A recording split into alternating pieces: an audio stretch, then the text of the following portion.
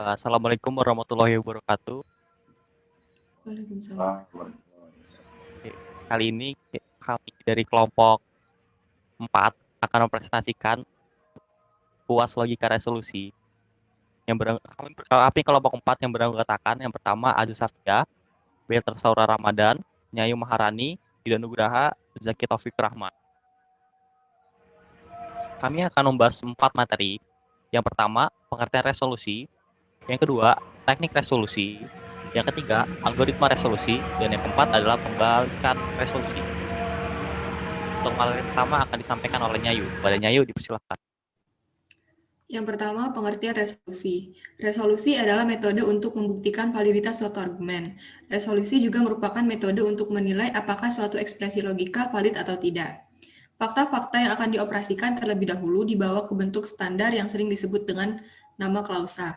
Pembuktian dilakukan dengan menegasikan pernyataan tersebut, kemudian dicari kontradiksinya dari pernyataan yang sudah ada.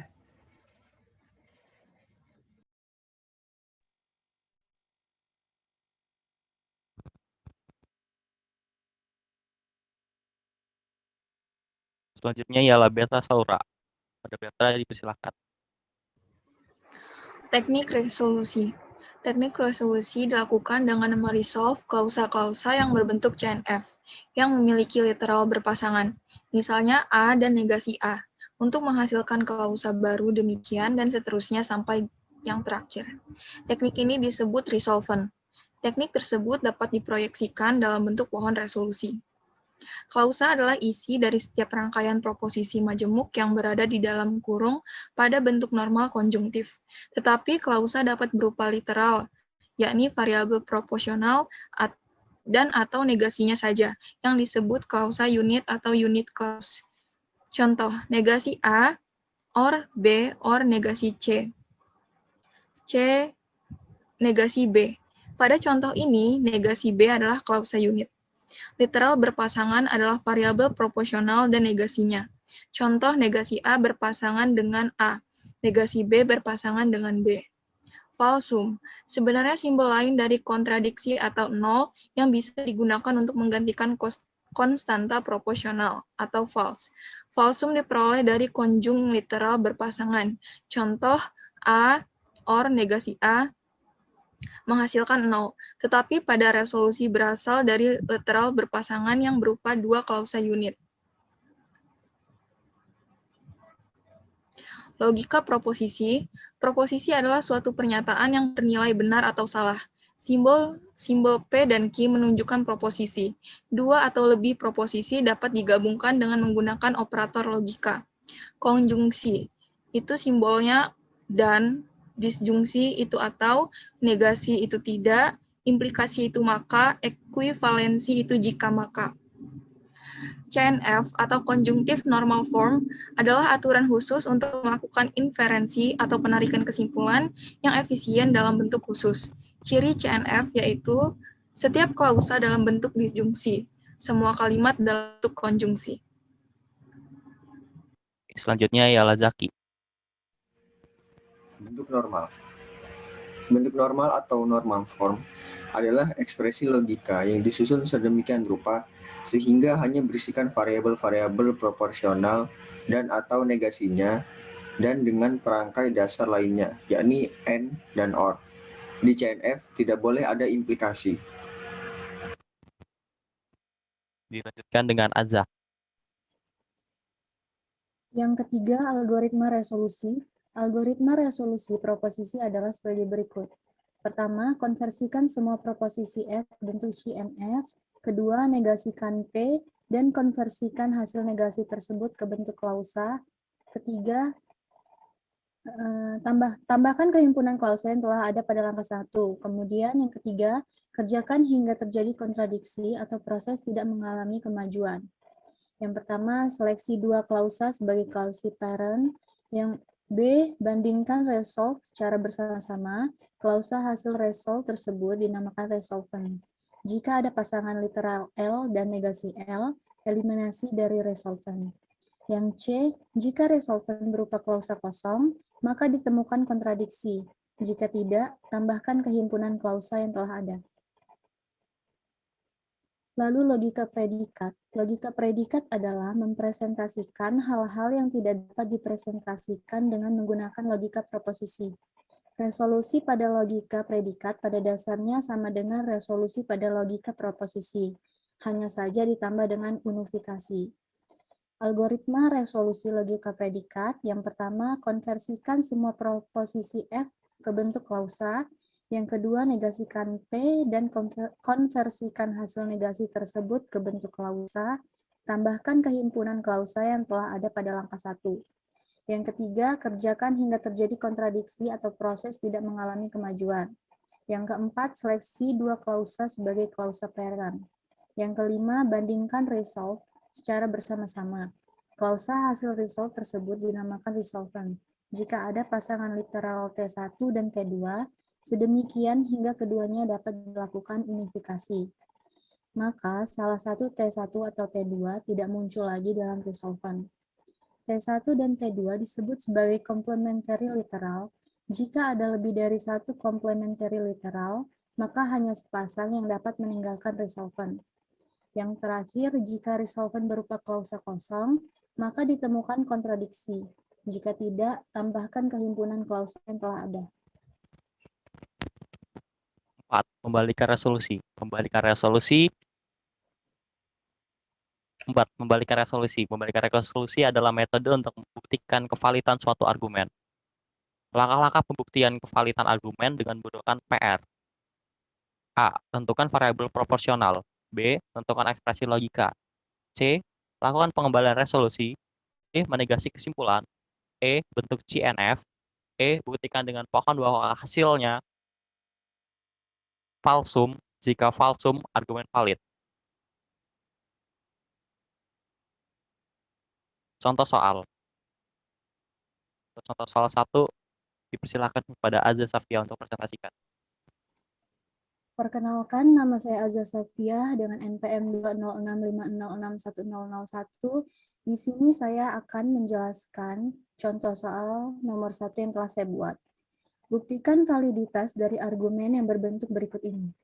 Negasi A maka B, negasi A atau C atau D, negasi C atau E dan F dan negasi D maka negasi E menghasilkan negasi D maka B.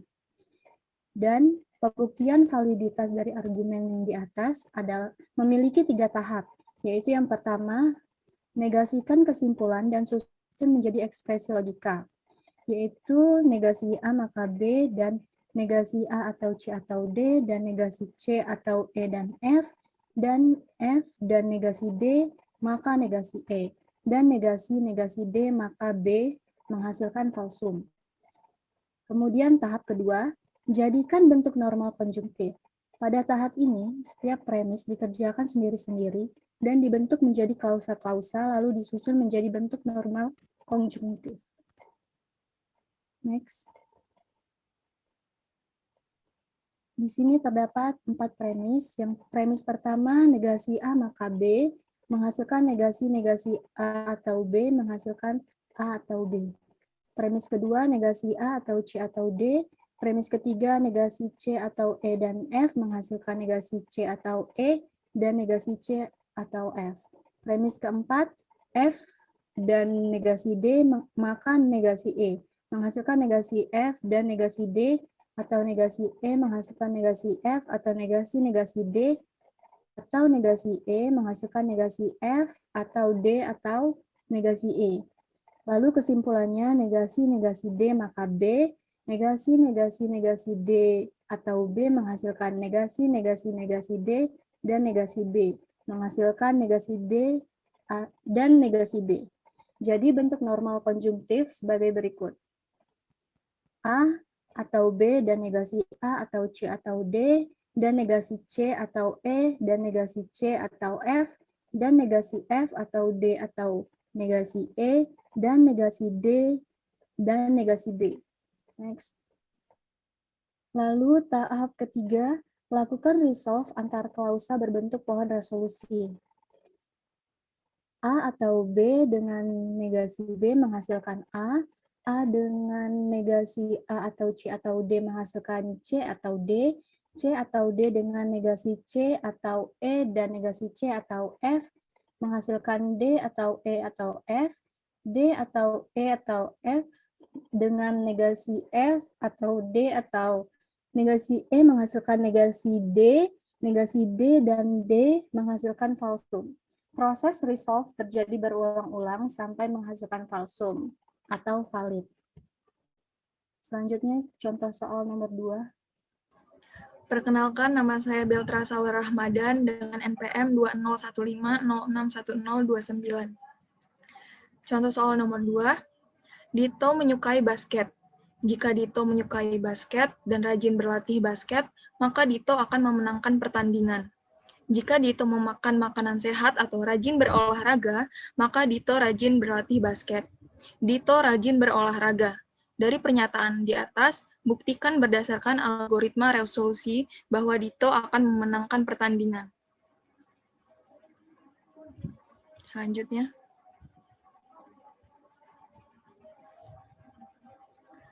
Untuk yang pertama, variabel proporsionalnya itu A sama dengan Dito menyukai basket. B sama dengan Dito rajin berlatih basket. C sama dengan Dito memenangkan pertandingan. D sama dengan Dito memakan makanan sehat. Dan E, Dito rajin berolahraga. Lalu yang pertama, kita ubah dulu ekspresi logika menjadi ekspresi logika atau klausa. Pernyataan yang pertama, Dito menyukai basket, yaitu A. Lalu pernyataan kedua, jika Dito menyukai basket dan rajin berlatih basket, maka Dito akan memenangkan pertandingan. Itu ekspresi logikanya A dan B, implikasi C. Pernyataan ketiga, jika Dito memakan makanan sehat atau rajin berolahraga, maka Dito rajin berlatih basket. Ekspresi logikanya D dan E, D atau E, implikasi B. Lalu pernyataan selanjutnya, Dito rajin berolahraga. Ekspresi logikanya E. Lalu setelah itu kita ubah ke bentuk CNF. A kita ubah ke bentuk CNF, itu jadi A sudah dalam bentuk CNF. Lalu A dan B implikasi C, kita ubah ke bentuk CNF menjadi negasi A atau negasi B atau C. Karena dalam bentuk CNF, jika ada implikasi seperti ini, seperti A dan B implikasi C, maka dari dan kita ubah ke dalam bentuk atau. Lalu kita ekspresikan pernyataan jikanya menjadi negasi A atau negasi B atau C, dan implikasinya akan hilang. Lalu, untuk pernyataan selanjutnya, jika ada ekspresi seperti ini, D atau E implikasi B, itu menjadi negasi D atau B dan negasi E atau B. Kenapa? Karena kalau ada implikasi seperti ini, dia berpecah menjadi dua buah klausa, dan implikasinya juga akan hilang. Lalu untuk E, itu sama dengan E, karena sudah dalam bentuk CNF. Lalu untuk kesimpulannya, yaitu C, itu berubah menjadi negasi C. Selanjutnya, pohon resolusi itu untuk meresolve antar klausa. Yang pertama, kita pilih dulu dua buah klausa untuk dijadikan klausa parents. Di sini yang pertama ada klausa negasi A atau negasi B atau C, serta klausa negasi C. Ini kita resolve dengan cara mengeliminasikan klausa yang berpasangan. Di sini yang pertama klausa yang berpasangannya itu ada C sama negasi C. Jadi akan kita eliminasi C-nya dan akan menghasilkan negasi A atau negasi B. Lalu kita resolve lagi dengan klausa A. Dan kita eliminasikan lagi literal berpasangannya, yaitu yang A. Jadi kita eliminasi A dan menghasilkan negasi B. Lalu kita resolve lagi dengan klausa negasi E atau B. Dan kita eliminasi literal berpasangannya, yaitu B. Dan menghasilkan negasi E. Lalu kita resolve lagi dengan E dan menghasilkan null. Karena pohon tersebut diakhiri dengan clause null, maka pernyataan tersebut dinyatakan valid atau benar.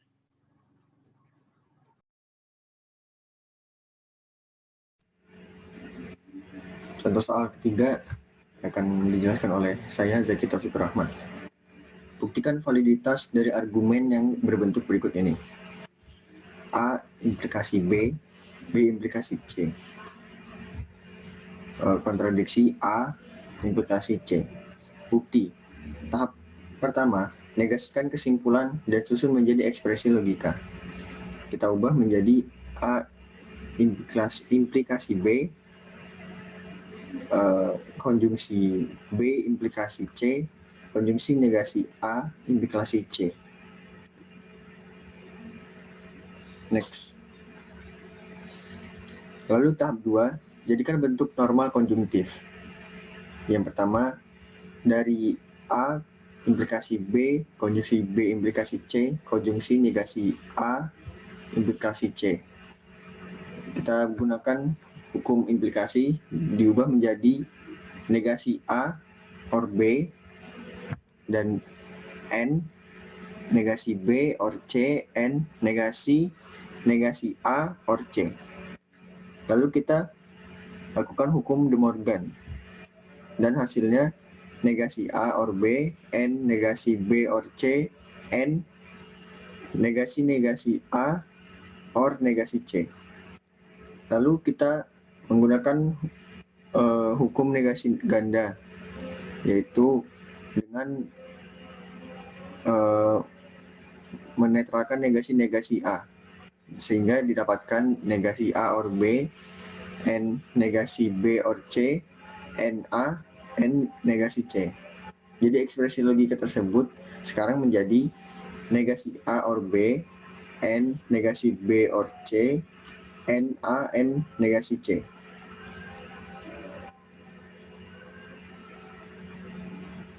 Lalu tahap 3, lakukan resolve antar klausa berbentuk pohon resolusi.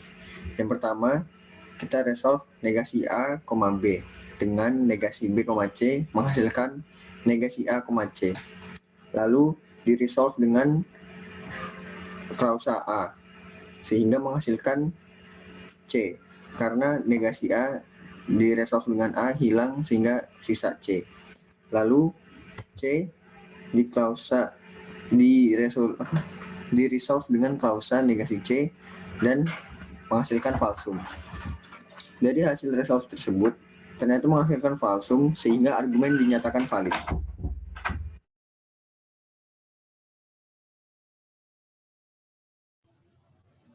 Selanjutnya, contoh soal nomor 4 akan dijelaskan oleh saya, Nyayu Maharani Adeline, dengan NPM 2015061043. Contoh soal nomor 4. Diketahui basis pengetahuan sebagai berikut. Yang pertama, jika pejabat melakukan korupsi, maka rakyat tak akan marah atau kejaksaan akan memeriksanya. Yang kedua, jika kejaksaan akan memeriksanya, maka rakyat akan marah. Yang ketiga, kejaksaan akan memeriksanya. Yang keempat, pejabat tidak melakukan korupsi. Pertanyaannya, buktikan bahwa pejabat tidak melakukan korupsi berdasarkan algoritma resolusi. Tujuan terbukti jika dihasilkan clause null. Lalu buatkan pohon resolusinya. Jadi yang pertama kita misalkan dulu, P sama dengan pejabat melakukan korupsi, Q sama dengan rakyat akan marah, R sama dengan kejaksaan akan memeriksa. Sesuai dengan yang di soal, kita ubah menjadi ekspresi logika. Yang pertama menjadi P implikasi negasi Q atau R sama dengan negasi P atau negasi Q atau R. Yang kedua, ekspresi logikanya menjadi R implikasi Q sama dengan negasi R atau Q. Yang ketiga, ekspresi logikanya R. Yang keempat, ekspresi logikanya negasi P. Yang kelima, ekspresi logikanya P. Lalu dibuatkan pohon resolusinya. Ekspresi logika pertama dengan ekspresi logika kedua.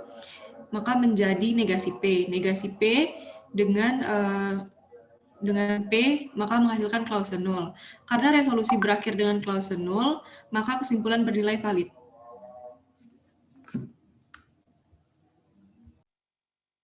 Oke, selanjutnya akan saya jelaskan izin perkenalkan diri. Saya Yudo Nugraha dengan NPM 20150101.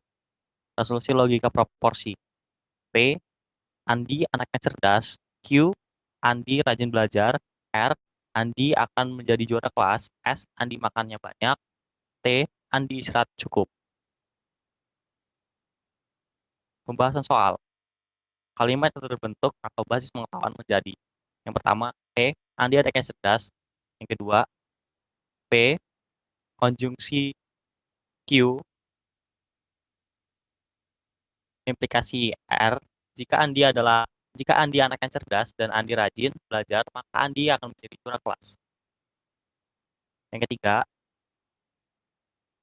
S, disjunksi T, implikasi Q, jika Andi makannya banyak atau Andi istirahat cukup, maka Andi rajin belajar. 4, T, Andi istirahat cukup.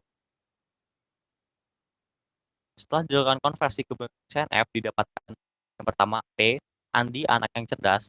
Yang kedua,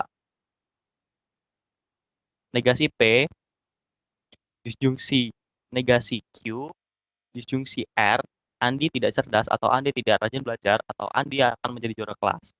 Yang ketiga, implikasi S, disjungsi Q, Andi tidak makan banyak atau Andi rajin belajar. Yang keempat, negasi T, disjungsi Q, Andi tidak cukup istirahat, Andi rajin belajar. Yang kelima T, Andi istirahat cukup. Negasi yang keenam, negasi R, Andi tidak akan menjadi juara kelas. Maka, pohon aplikasi resolusi untuk kejadian tersebut ya, sebagai berikut. Andi tidak cerdas atau Andi tidak rajin belajar atau Andi tidak akan menjadi juara kelas. Diresolvkan dengan Andi tidak akan menjadi juara kelas, menghasilkan Andi tidak cerdas atau Andi tidak rajin belajar. Diresolvkan kembali dengan Andi anak yang cerdas, menghasilkan Andi tidak rajin belajar. Diresolvkan dengan Andi tidak cukup istirahat atau Andi rajin belajar, menghasilkan Andi tidak cukup istirahat. Dan diresolvkan kembali dengan Andi istirahat yang cukup, menghasilkan 0. Sekian presentasi dari kelompok 5. Bila ada kekurangan, kami mohon maaf.